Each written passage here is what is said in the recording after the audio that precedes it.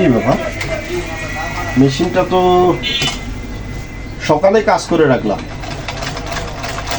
সকালে তো আমি সেলাই করলাম, সামনের দিকে আগাচ্ছে কাপড়, এখন দেখতেছি আবার পিছনের দিকে আসতেছে। কি হলো, মেশিনটা কোনো সমস্যা হলো নাকি? আহারে। আসসালামু আলাইকুম সম্মানিত ভিউয়ার্স, আমার নতুন আরেকটি ভিডিওতে আপনাদেরকে জানাই স্বাগতম। সম্মানিত প্রিয় সুধী, যারা মেশিন ব্যবহার করেন, যে সমস্ত মা এবং বোনেরা এই সমস্যাটার সম্মুখীন কিন্তু আপনারা হয়ে থাকেন অনেকেই, তো যারা নতুন ব্যবহার করে থাকেন মেশিন, তাদের জন্য আজকের এই ভিডিওটি। তো সম্মানিত ভিউয়ার্স, যারা এরকম করে বলেন যে সকালেই মেশিন চালিয়েছি সুন্দর, কিন্তু কিছুক্ষণ পর দেখতেছি মেশিন আমি চালাচ্ছি সোজা দিকে, কিন্তু কাপড় আমার দিকে আসতেছে, তাহলে কি করণীয়? তো সম্মানিত ভিউয়ার্স, ভিডিওটি ভালো লেগে থাকলে অবশ্যই লাইক কমেন্ট শেয়ার করবেন, আমার ইউটিউব চ্যানেলটাকে সাবস্ক্রাইব করবেন। এত গরমের মধ্যে ঘেমে ঘুমে আপনাদের জন্য আমি ভিডিও তৈরি করতেছি, আপনারাও উপকৃত হচ্ছেন।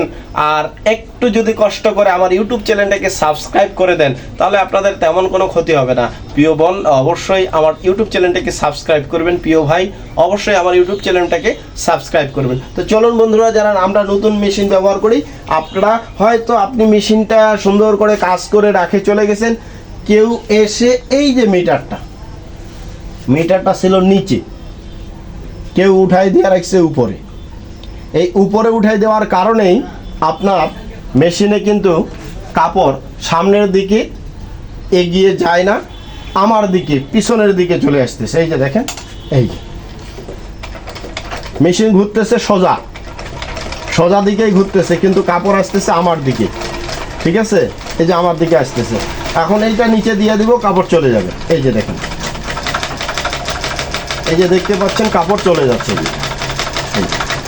আবার এই যে উপরে উঠাই দিব, এই যে।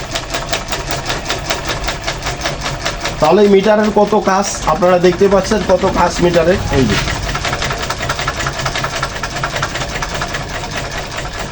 তো সম্মানিত ভিউয়ার্স, যারা নতুন তাদের জন্য কিন্তু এই ভিডিওগুলি অবশ্যই ভালোবাসা দিয়ে পাশে থাকবেন। আর ভিডিওটি ভালো লেগে থাকলে লাইক কমেন্ট শেয়ার করবেন, আমার ইউটিউব চ্যানেলটাকে সাবস্ক্রাইব করবেন। আসসালামু আলাইকুম।